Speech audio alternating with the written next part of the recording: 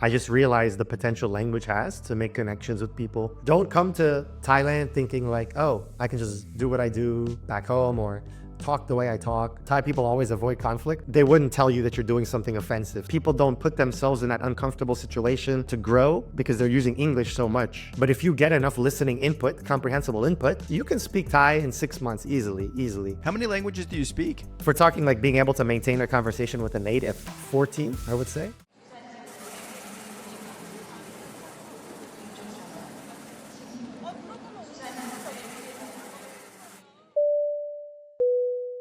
Really good to meet you. Thanks for doing this. Yeah, you too, of course. Thank you for having me. I'm glad I could yeah, I'm in Laos now, so like the internet is like not always good, so I made sure to find a good hotel. Solid Wi-Fi. Now you live a pretty nomadic lifestyle, right? That you're kind of all over the place. Yeah, definitely. I've been traveling or I've been a nomad for I would say since I've been 19. So it's almost like 16 years. I'm 35, a little older, but yeah, so the longest I stayed in a place was in Thailand, which is why now I love Thailand. But during COVID, so I kind of got stuck for 3 years, and I'm glad I did because now it's like the first place I feel home. I can go back. I go back often. Like every year, I go back to Chiang Mai in northern Thailand. So you've been traveling full time for 16 years? I wouldn't say full time, no. So basically, when I started, I did a year abroad in Spain and France. I did a half semester in each, and then I was like, I can't go back to the US. I was like, that's, the world is too big. And like, of course I visit. I didn't even say I was born in the US. So yeah, so I was 19 then. And then I back then, there wasn't really remote work. I say back then as if I'm in this old geezer, but I basically decided, okay, let me just work really hard and save money. And then like not work for like 6 months to a year. Yeah, I guess that's another way of doing it, especially if you were like in Canada or if you're in the States where you can earn a currency that's worth a decent amount, right? You can kind of work for a while, save up, and then go on some expeditions. I also have done that. And also I was, when you're like 20, you can live pretty frugally and you can put up with with unpleasant conditions. So like I was staying in hostels and doing work away. I did like volunteering. Yeah, I just was traveling until I guess I was 24, 25. And then I did a master's degree in Puerto Rico for an education. And then I was like, yeah, well, let me go. Like I would go teach. So I started in that profession, started to teach. And then I went to China. And once I got to China, then I finally was able to do remote work because I learned Chinese. And I learned well enough to become a translator. Yeah, so that was about 8 years ago, yeah. So I think that's like the first time I was actually working. And then from then also I could even teach online too. Then I was making money as, I guess a digital nomad as they would say, even though I was nomading before. So yeah, then after that, basically, the last 4 years I've just been...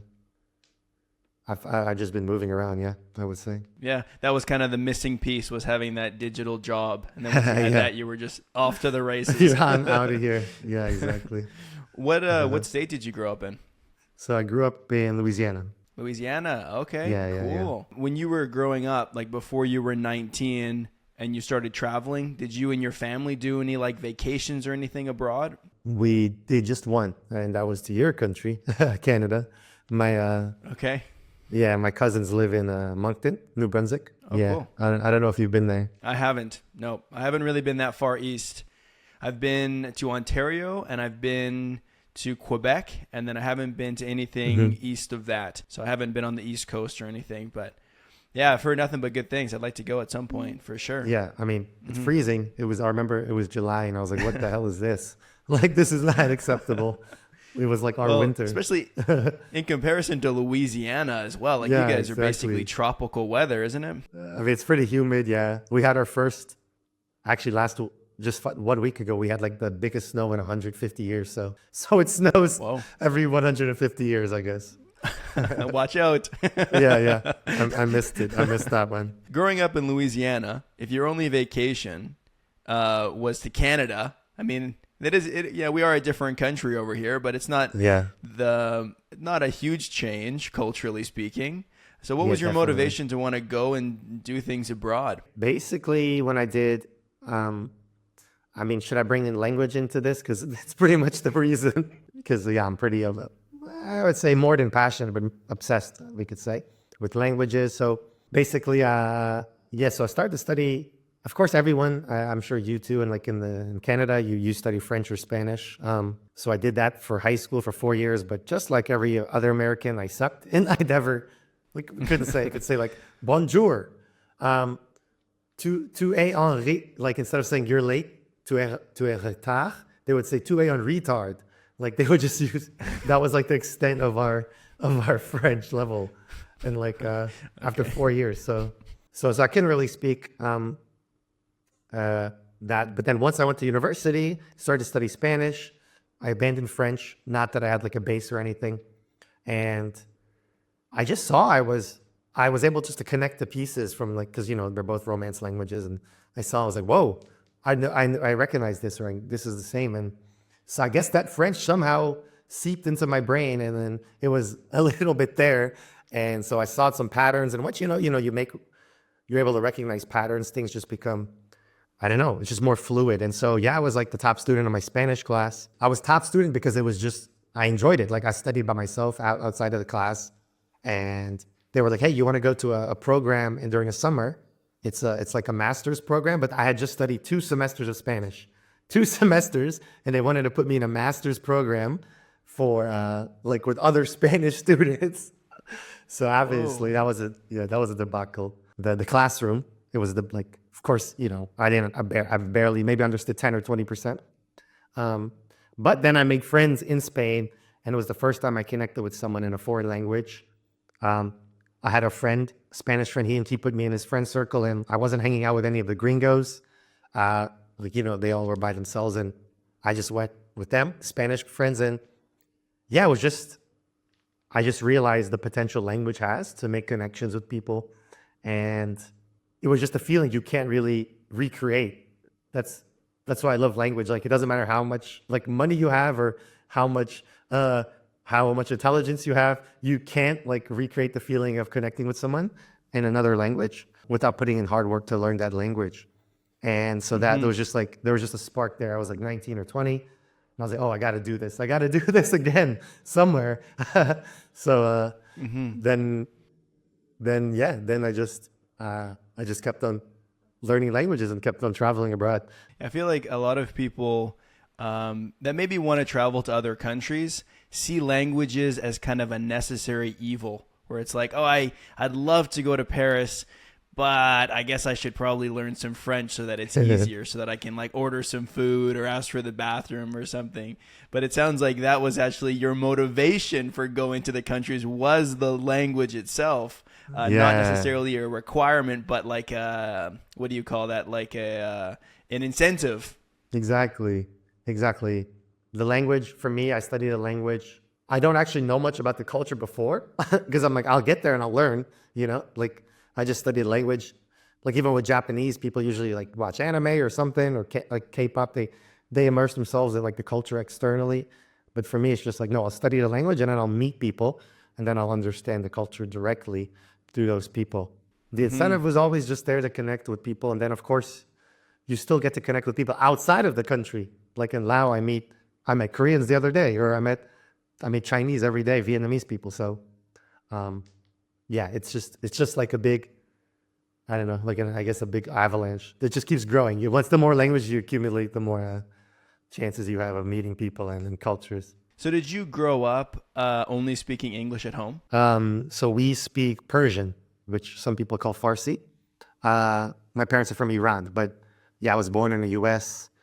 But like just like any first generation, like born in the U.S. or Canada, you're at least if it's, I don't know, maybe less popular languages, like, I don't know, Persian, maybe Korean, Vietnamese.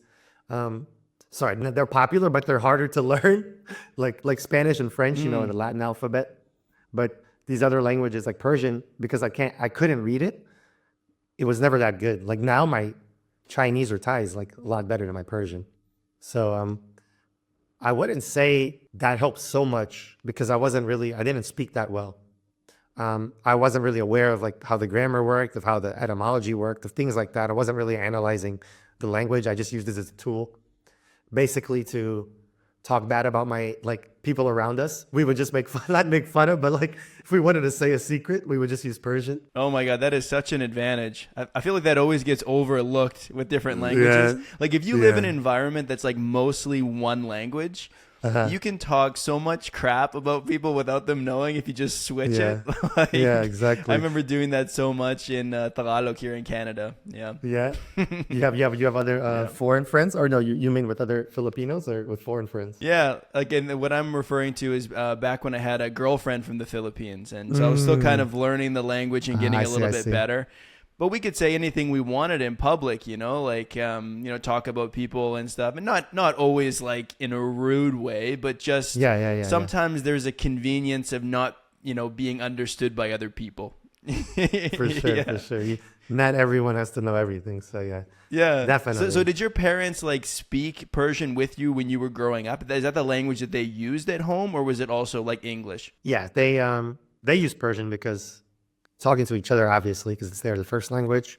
They speak English fluently now, being in the U.S. for more than 40 years, but they would just speak to me in Persian. But so what happened was like really until, I don't know, in high school, usually I would respond in English, just like my brother.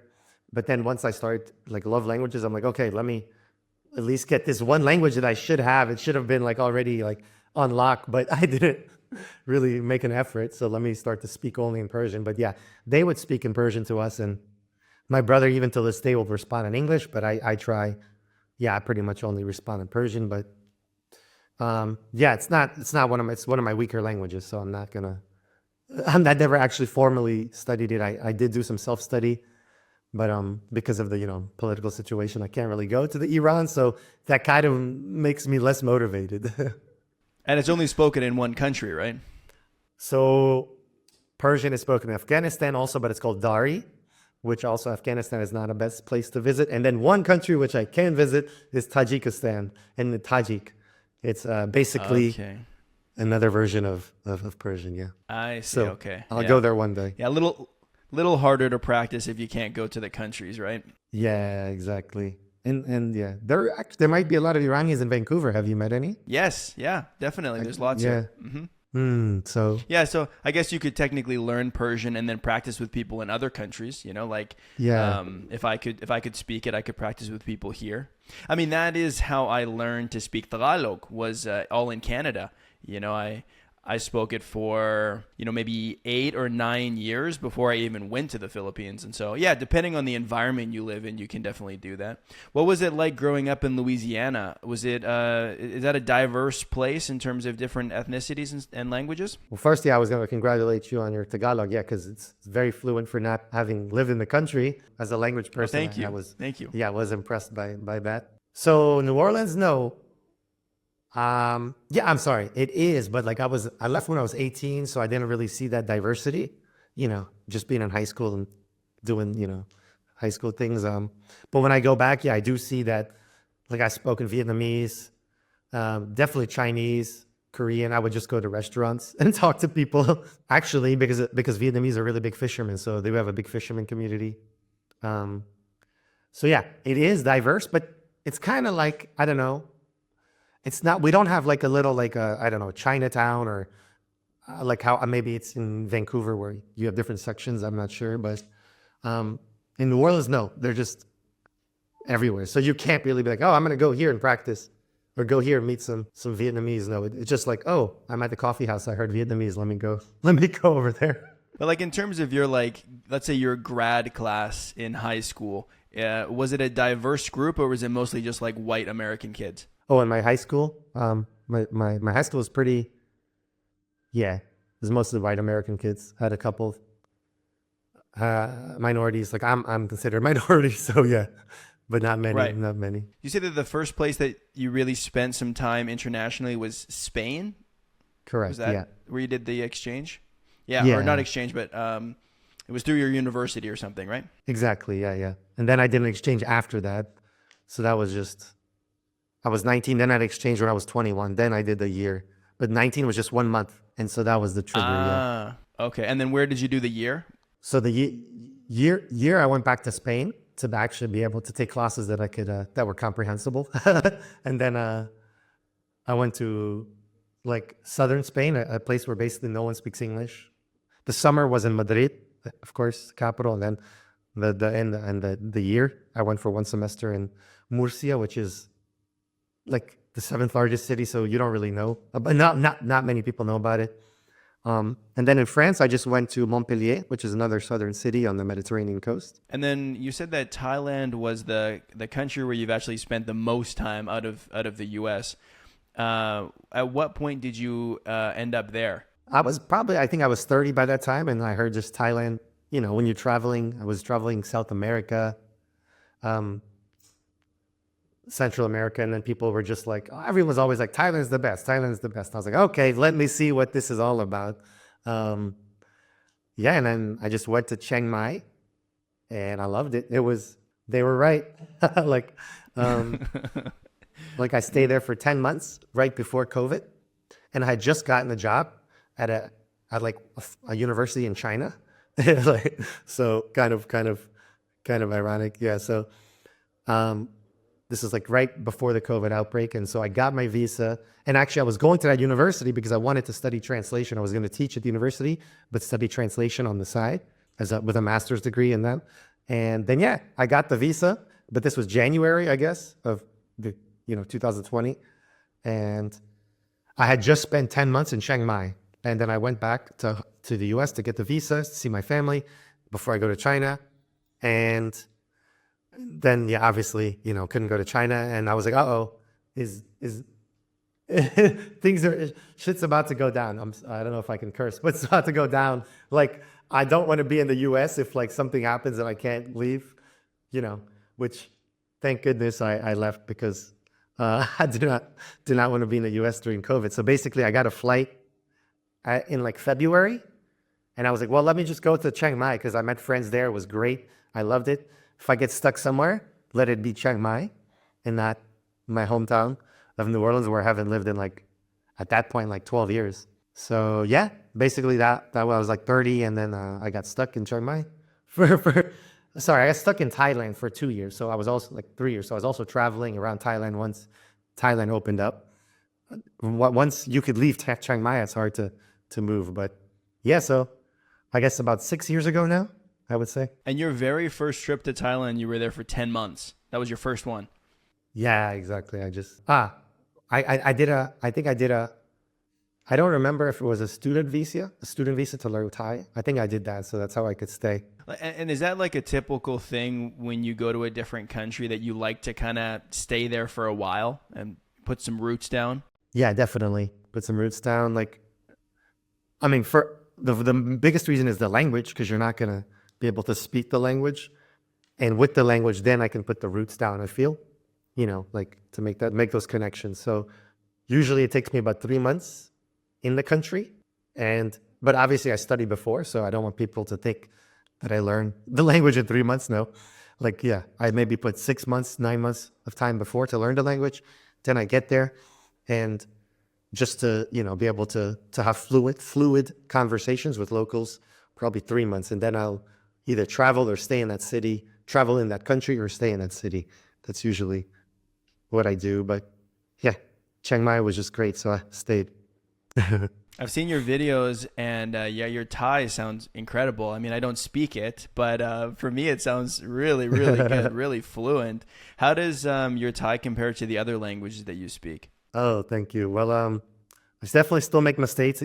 It's a tonal language, so yeah. So still trying to improve my tones, but I would feel, yeah, I would say speaking, I feel most comfortable besides French and Spanish, which pretty much I think I studied in university, and I think when I speak French or Spanish, it's just like thinking in English, speaking.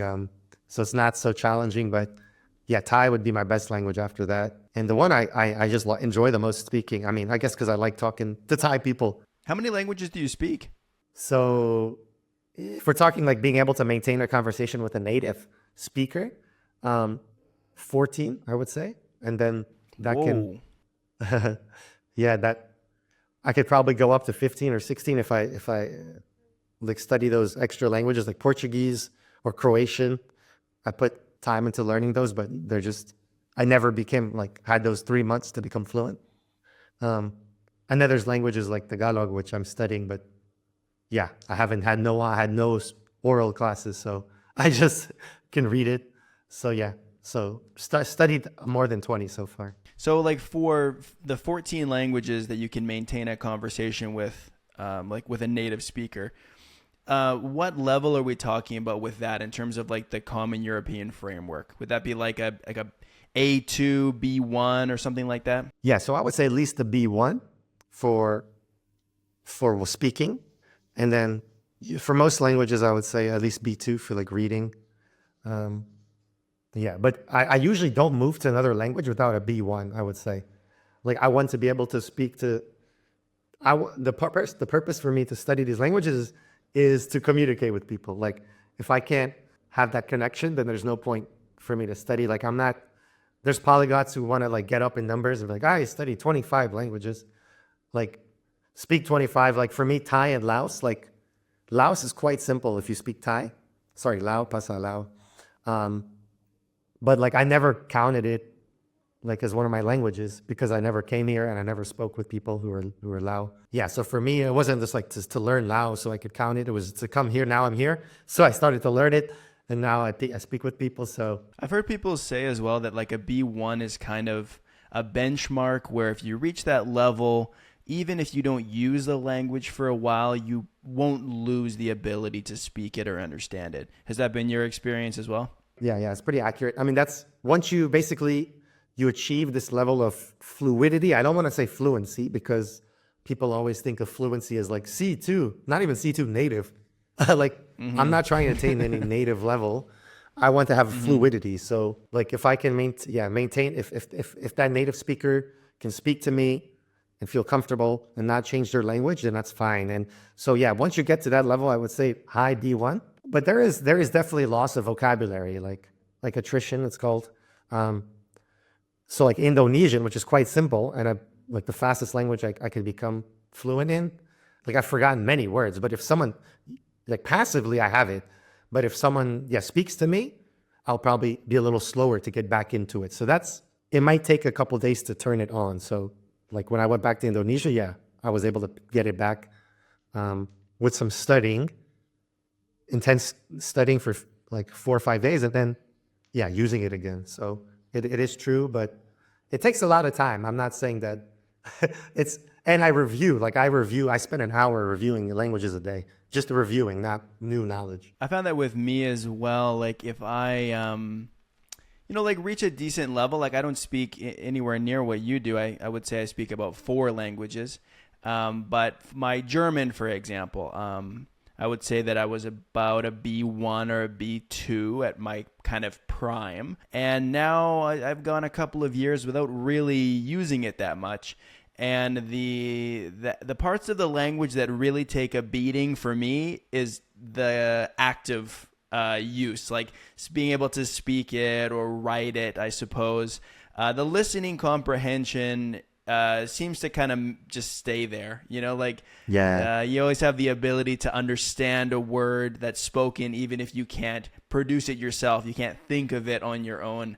So I've definitely found that to be the case as well. Yeah, that's like the most important part, like maintaining that, or getting to that listening. I call it listening fluency. Like if you can attain listening fluency, then you're pretty much good to go. Cause then you can always, get back into it. Right? Like you just said, like you're able to understand, because listening fluency, you basically have to build that. You train your ears to be able to differentiate the vowels, the words, you can understand the rhythm of native speakers. So that's more important than speaking fluency, I would say, listening fluency, which people never really think about. Like they're just like, oh, I can speak it. But many people on YouTube, like these polyglots who speak like 30 languages, they have no listening fluency. They're just memorizing phrases, right? Mm-hmm. So listening fluency should be I would say the standard is this of how to judge someone.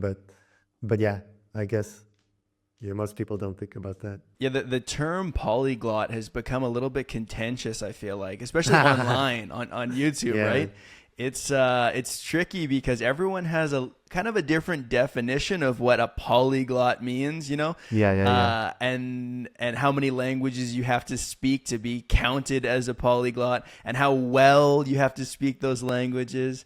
Exactly. Like you said, you don't like to use the word fluency because it's so hard to define it, right? And so Yeah. that goes hand in hand with also defining, well, what's a polyglot then? How It's all subjective. what does that It's so- mean? yeah, it's very ambiguous. Yeah, there's no point to use the word polyglot. It's like I don't call myself. I mean, I do on YouTube because it's you need to get into the algorithm, but I don't like in person. I would never say I'm a polyglot. I just say I'm a language addict. So yeah. And I mean, no matter how you define the word, like, you know, okay, what's the cutoff? Is it 5 languages or is it 6 languages? Yeah. Either way, you would be in the polyglot camp, right? So I feel like you could use that. But what do you think of that kind of clickbait world online when it comes to languages, where, like you said, people can just memorize phrases and come across like they're proficient in a language that they really don't speak very well. And so it can kind of cheapen the term a little bit for people like yourself who actually do go in depth into the languages. What do you think about that kind of subculture of language learning? So it would, guys. It's kind of a loaded question. So and I did feel at first, yeah, you definitely feel, well, before I did YouTube, I was definitely annoyed by it because for me, language is just is obviously my passion. It pretty much controls my life. So I want to like share this passion. I want to show people the potential language has. Like I never, when people are like, "Oh, you're talented," like I'm like, "No, I'm not talented at all. You can also do it. I just study a lot. Like that's it. Literally, that's it." We all have this ability. It's innate, right? Everyone speaks their native language. So if I'm sharing this, I want to inspire people and to convince them that they can do it too. You just need to put some effort.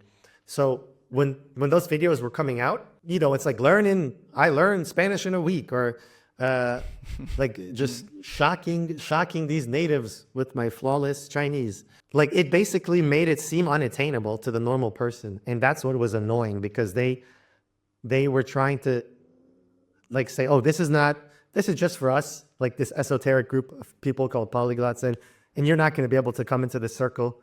And that's what I really disliked. Like I don't mind, like, sure, I understand they need to make clickbait titles and it's great they're getting all these views, but great for them, but they're not spreading the best, you know, the positive messages, inclusivity about language, which languages literally has to be inclusive to exist, right? Like the more languages you speak, the more you feel included and feel connected in this world. So that's what I didn't like about it. I don't care that they're lying, like whatever, people lie every day, right? Like, you know, about your height, your weight, whatever, it doesn't matter to me. But when it affects other people, and then that, yeah, maybe will dissuade them from studying, that's what's really annoying. But yeah, I try not to care too much about things I can't control. So like, you mean like if I'm watching a YouTuber who's claiming that they've learned Spanish in a week, and I say, well, if he learned Spanish in a week, then he must have something that I don't have.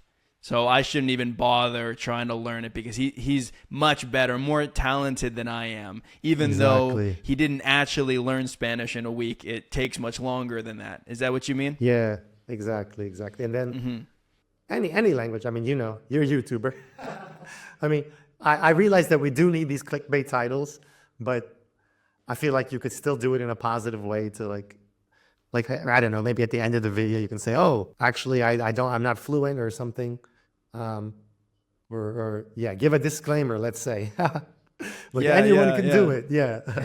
What I notice is that the people that are the most comfortable saying that they are 110% fluent in a language, and I don't mean YouTube clickbait titles, but I mean like in conversation, "Hey, how good are you at this language?" The people that are immediately like, "Oh, it's perfect. I speak Arabic, easy. No problem.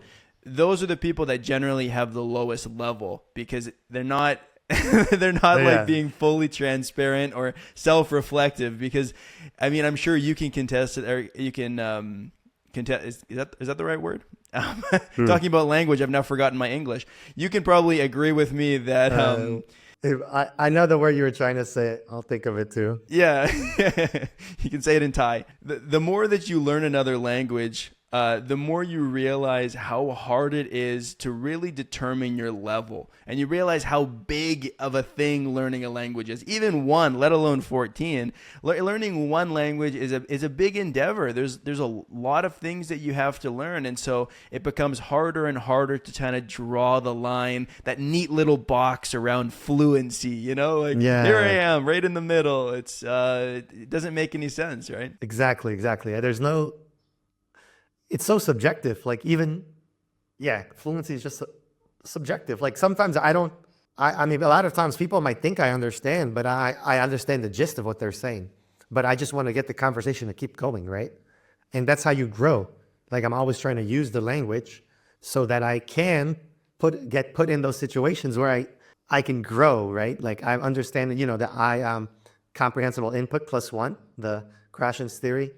In most cases, I'm trying to throw myself in a situation where I don't understand and grow from that. So yeah, it's definitely subjective. Like, and it definitely takes a lot of time to get to a point where the listening fluency is like you're totally comfortable. Like right now I'm in Laos. I don't like this. Laos is the correct English pronunciation, but it's in Thai and Lao. In the language itself, it's Lao. So let me call it Lao. Like people think I speak Lao because I throw in some words here, and then my Thai is pretty good. So I throw in some Lao words, and they're just, wow, you speak Lao. And I wouldn't say I speak Lao, but everyone thinks I do. And they're even Lao. So it's like, it's quite subjective. This idea, it's like only you really know. So that's why it's hard, to really kind of judge but we don't need to. Like we don't really need to. Like for me, I don't need to be like, oh, this dude is no good or this dude is amazing. Like Yeah, it is arbitrary. yeah. Like I watch your videos. I know your Tagalog is great. Like, but I don't need to go, be telling like, I mean, I will compliment. If I see someone, I'm like, yeah, you can watch him if you want to learn Tagalog. Maybe like that, but yeah, like what percentage of the language do I know? That's where it becomes kind of arbitrary. Do I know 75% of Tagalog? Do I know 80% of Tagalog? It's like I don't know who's to say, right? But I mean, you got to the fluency. Yeah. I mean, it's all about fluency. So that's right. Listening fluency. That's the most important. So talking about Thai specifically, where was Thai in all of the languages that you've learned? Like, at what point did you start learning that? I think it was like the 8th or 9th language that I learned. Okay. So you already had some experience going in. You kind of knew what you were doing. Yeah. So I think that helped me. But like my way of learning Thai was very unorthodox. But yeah, because I had that experience before, and I'm determined. Like I'm very stubborn like when it comes to language learning, and I never use English. So I get to Thailand from day one. I use zero English with Thai people. So how did you learn? How did I learn? Should I just show you my method? Here's my book. Let me get my book. This is the book full of secrets? Well, there's a series. So I'm not doing an advertisement for this company, although they should pay me. It's called Asamil. Mm-hmm. Oh, here's the camera. Asamil. Okay.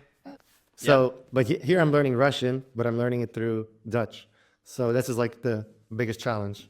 So usually I learn through a second language. Usually I learn through German, sometimes French, as a way to like maintain my weaker languages. Interesting. So yeah, I love this. So basically I go through the Asimov method. I'll do probably like halfway. So I finish half the book, and then I'll start to do online, just like speaking classes. So once I get to lesson 50 out of 100, I'll do speaking classes. And it depends on, with Thai, for example, I got to, I guess, lesson 60 in that Asamil. And then I got to Thailand, and I just did the first month. I did, I think, 45 hours of speaking class. Like I would just go to the class and only speaking Thai, zero English. And I would just make up sentences. Like I have kind of my own method of how to start speaking, but I won't go into that now. 45 hours she would record. Then she records whatever new words and the new sentences, sends it to me. I study those. The next day I go use those words from the day before. Then you just slowly amass, fluency. So after 30 days of that, but and prior, I think I studied 4 months in that textbook, then 30 days of speaking. I was okay so I guess 5 months, I was okay to use Thai on a daily basis. Obviously, my listening fluency still needed work. My pronunciation needed work, but that's the most important, just being able to have conversations with people. Yeah, there's kind of like a boot camp, or I don't know what the right terminology is, but there's kind of like a research and development stage of language learning where you just kind of have to hit the books, kind of get the basic grasp of how it works. And then once you're at the point where you can use it and speak it with people, then you're off to the races, right? Then it's just like adding on. The way that I imagine it is like you kind of have a net, and I see grammar as the net. And then once you have that structure in place, then you can start pouring in other things like vocabulary, and you have that foundation that it builds on. So you're saying that ASAMIL is how you build that foundation, and then you get into the speaking after that. Yeah, exactly. The ASAMIL, it's I don't know. I can go on about it for days, but I don't get paid by them, so I shouldn't. But I would say use that, because actually I wanted to ask you, because I'm very impressed, not because you're Tagalog fluency, but because of how difficult, I would say not difficult, but how different Tagalog grammar is. Like, because I've studied many languages, but Tagalog's grammar is unique, compared to the other ones I studied. And there's no ASAMIL, like there's very little resources. I saw that's why you started something, but I had already used this other website, which is pretty good that I used. So like how was that for you to learn a language? Because that's actually why I quit, I think 2 years ago, because I couldn't find any resources. There was no ASAMIL. Like I tried to learn Visaya too, and it was just like there's nothing to to grasp, and people can't explain to you like the grammar. It was hard, man. It was really hard, because I was Tagalog is the first foreign language that I ever learned, and so that's tough. Tough. I didn't have an idea of how to learn a different language at all, and then you group that with the fact that Tagalog doesn't really have a lot of resources, and I mean there is not a lot of resources today. When I started 10 years ago, there was even less. And so it was really, really challenging, because I had to teach myself, and I had to find a way to teach myself using a little piece of this, resource, and a little bit over here. And you kind of pick and choose what's useful for you. And so I had some books, but I didn't find anything that was too helpful. I found some different websites as well. Tagalog Lang was one that I used a lot. It's kind of like a dictionary that has like sentences as well. So like it'll have, the translation of a word, and then it'll give you like maybe 10 different sentences. So early on, I would steal those sentences and make flashcards to help myself study. And then I was just working with a lot of Filipinos. I was going out with a Filipino girlfriend. And so like, I was just speaking it, and I would ask people, sometimes I'd get really frustrated because I would ask a question and I wouldn't really understand the explanation. Like, native speakers are not always the best teachers, right? I mean, even like in English, I couldn't explain, what like an auxiliary verb is or whatever. I wouldn't know. And so I was asking people that weren't teachers of Tagalog to explain grammatical things to me. And it was hard, man. It was really hard. But I was determined. I just decided I'm going to learn it no matter what. And so then I just kept going, and, I made a lot of mistakes, but at the end of the day, I figured it out, I guess. Yeah. Like, because with Bisaya, I was, I think 2.5 years ago, I was there in Cebu, and I tried, and I was like, this shouldn't be too bad. But yeah, no one knew how to explain. Like, I finally learned it, like the alignment, the Tagalog alignment. Like, I was like, is this like, what is that called? Like ergative, but it's not even ergative. Have you heard of that grammar? I don't know. Yeah, I don't know. Like, so like where it's the subject becomes the direct object, but it's not technically that. Um, Yes, like yeah. like the Like the tingnan mo. focus, like the focus of the Like sentence. tingnan mo. Yeah. Like you would say tingnan mo, which like look at this. But like no one could explain that to me. That the mo is because the focus of it is the thing is iyon. Um, yeah. So that's just like, and then I could get it because Spanish is indirect verbs like me gusta, which is indirect, right? But it's not that in Tagalog. So it's like for me in Bisaya, when I started with Bisaya, I was just like, this is a headache. I'm not. No one. There's no logic. No one knows. Yeah, and I don't know any other languages that do that. Maybe there are, yeah, the grammatical feature that you're talking about is how each sentence can have a focal point or will have a focal point, whether it is the person doing the action or the object that's receiving the action. Receiving the action, It yeah. can be directly and it can be indirectly. That Yeah. certain elements of it are reminiscent of grammatical cases, but it's expressed in a very different way. Like in German, you also have endings that will tell you what the role of that word is in the sentence, and the idea is the same in Tagalog. That this verb verb type or category will tell you what's important. But yeah, it's kind of a mind bend at the beginning. Yeah, it's definitely more complicated than German. I feel like German is quite direct, but because with Tagalog you have to change the verb, and then there's the verbs. There's so many types of verbs, conjugations, and then the agent or the object. So yeah, I'm finally getting it. I'm finally getting the hang of it. I can understand the grammar, so now I just need the the speaking part. But Thai is also a very different language and a tonal language. Was it Yeah. difficult for you to learn it at the beginning, even though it was your 9th or 10th language at that point? So I thought Chinese would help, and I was wrong. I mean, I guess tones. Yeah, people are like, oh, they're both tonal languages. Like, I feel like tones. Every language we have tones in English. Like we use tones. Tones is not a foreign concept. Like saying it's a tonal language is like saying it uses the same alphabet. Like, can we learn Polish that fast? It's not going to be like. It's not really doesn't really facilitate learning of that language. So the thing about Thai is it's not that hard. Like. It's just the alphabet is just so intimidating, I would say, that people, it's actually really cool, but people are just like, oh man, this must be crazy. But speaking, yeah, the vowels, short vowels, long vowels, but even Tagalog has, the long vowels, you just add another vowel. But whereas in Thai, it's another letter. So like, taga saan ka, saan, you have to say twice, right? And so same thing in Thai it would be, but I guess in Tagalog you would pronounce it, but in Thai it would just be like, so for example, to eat is kin khao. So kin khao is falling long tone. Khao is falling long. But at first I would say kin khao, and I just said falling. So, and they don't understand. So the thing is that the vowel, actually, I would say the vowel length is probably more important than the tones at first. But if you can get past the vowel, like if you focus on the vowel length, you focus on the tones, like I use hand movements, rising, falling, mid, at first, low. Grammatically speaking, it's a breeze. Oh my gosh. Like it's nothing like Tagalog, like Thai, Chinese, Vietnamese, these languages, it's the listening fluency. It's going to take time. You really need to hear it a lot. But the problem is people don't put themselves in that uncomfortable situation to grow because they're using English so much. But if you get enough listening input, comprehensible input, you can speak Thai in 6 months easily. Like you could probably do it in 3 to 4 if you're studying 3 hours a day.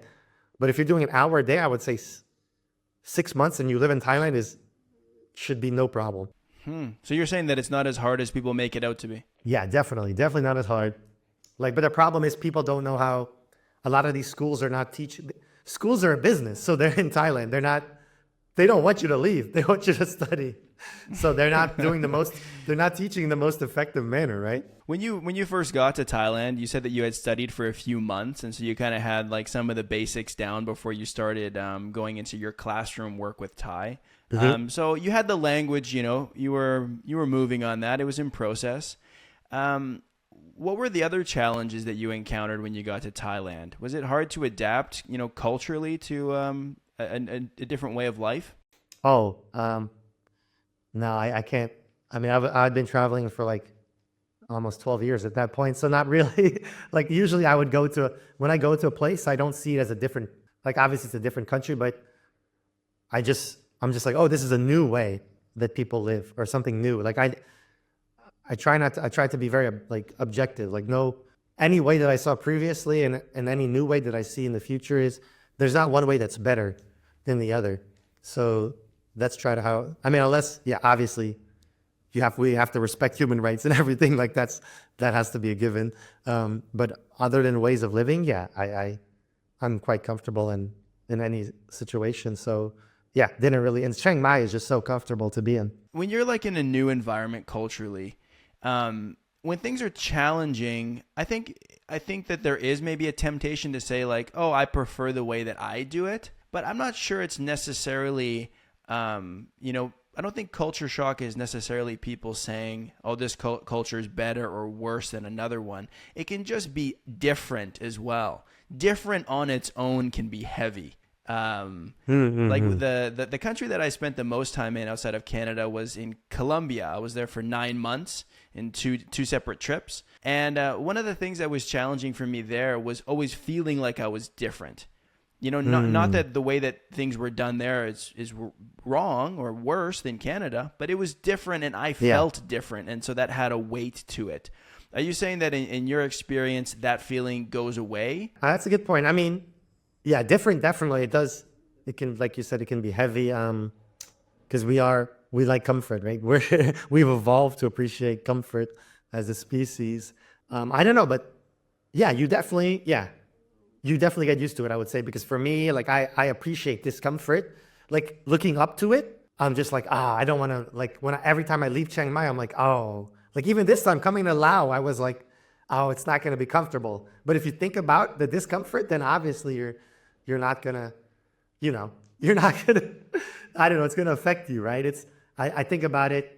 But then once I got here, I was like, oh, it's fine. Like, even though things are different from Thailand, it's not nearly as developed or as comfortable, or like I don't speak, like people think I speak Lao, but it's still quite challenging to understand Lao language. So it's definitely, I'm out of my comfort zone. But yeah, I think it's something that's also something you train. So if that was like your first time, like living abroad for a long period of time, yeah, it's definitely going to be more challenging to not to get used to the way life is there, but to feel like you belong there, to feel comfortable and without, just like you're one of them, which language is a big part, and you speak Spanish, so that's good. But it does take, I think it just takes some time. If you were doing it consistently, you would definitely start to feel like comfortable. You lose that heaviness, I would say. For an American going to Thailand, what would you say the biggest challenges would be for them? Culturally. Okay. So, going to Chiang Mai, man, Chiang Mai is so, I guess I'm gonna talk too good about it. I don't want everyone going there at once. I'm just joking.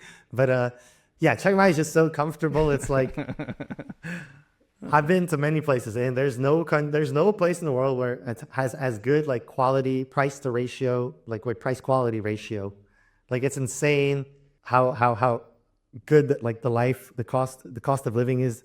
Sorry, I need a rephrase that. How good the life is in relation to the cost you have to pay for that, and it's just equipped for like foreign, like it's just equipped for digital nomads. Like there's coffee houses, there's co-working spaces. Most Thai people can speak in Chiang Mai can speak. If you're going to these spaces, they'll definitely speak English. It's easier to be in Chiang Mai than your home country for anyone, I'm sure. But other places in Thailand, is different. I guess most people just go to Bangkok and Chiang Mai if they're staying long. I kind of digressed, but I would say just kind of be aware of Thailand is incredibly comfortable. People are welcoming and kind, but just be aware of kind of like cultural norms and be respectful, because Thai people, they're just so like sweet and kind, and it's like the thing is they don't want conflict. So Thai people always avoid conflict, and they wouldn't tell you that you're doing something offensive. So like just be clear about what's offensive and don't, just avoid those and try.